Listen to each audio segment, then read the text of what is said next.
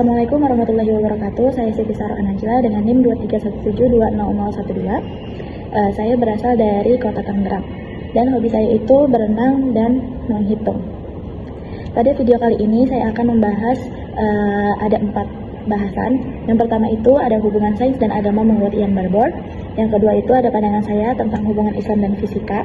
Dan yang ketiga itu ada pendapat saya tentang prodi fisika di UIN SMK Banten. Dan yang keempat itu ada kesan saya terhadap mata kuliah sains dan Islam. Pada pembahasan pertama ini kita membahas tentang hubungan sains dan agama menurut Ian Barbour. Menurut Ian Barbour, hubungan antara sains dan agama dapat dibagi menjadi 4 model, yaitu konflik, kemudian ada independensi, ketiga ada dialog, dan keempat itu ada integrasi. Yang pertama itu ada konflik. Di sini yang dimaksud konflik itu di mana sains dan agama ini dianggap saling bertentangan. Kedua ada independensi. Yang dimaksud independensi ini itu sains dan agama berjalan di jalurnya masing-masing. Yang ketiga ada dialog. Sains dan agama bisa saling berdiskusi dan memberikan perspektifnya masing-masing. Yang keempat itu ada integrasi. Sains dan agama dipadukan untuk memahami realitas secara utuh. Dari keempat model ini, pendekatan dialog dan integrasi menurut saya paling relevan. Karena sains menjelaskan bagaimana alam bekerja, sementara agama memberikan makna dan tujuan dari keberadaan alam itu sendiri. Kemudian pembahasan yang kedua itu kita ada pandangan saya tentang hubungan sains, tentang hubungan Islam dan fisika. Menurut saya Islam dan fisika itu tidak bertentangan, justru saling melengkapi.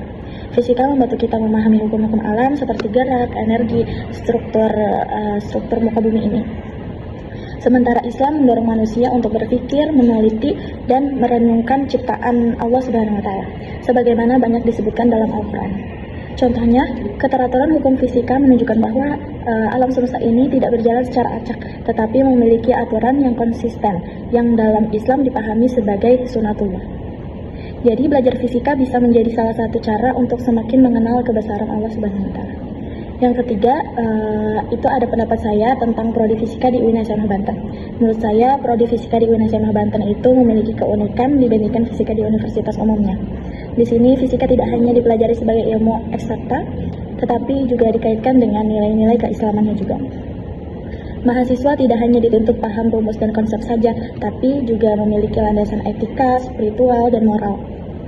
Hal ini membuat lulusan fisika UIN diharapkan tidak hanya cerdas secara intelektual, tetapi juga memiliki karakter dan tanggung jawab sebagai ilmuwan muslim.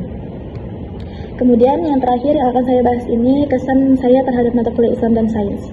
Kesan saya terhadap mata kuliah Islam dan Sains itu sangat positif. Mata kuliah ini membuka wawasan bahwa sains tidak harus dipisahkan dari nilai-nilai agama. Saya jadi lebih memahami bahwa menjadi ilmuwan atau mahasiswa fisika tidak hanya soal kemampuan akademik, tetapi juga tentang cara memaknai ilmu tersebut untuk kemaslahatan manusia. Mata kuliah ini juga membantu saya melihat sains dari sudut pandang yang luas dan reflektif.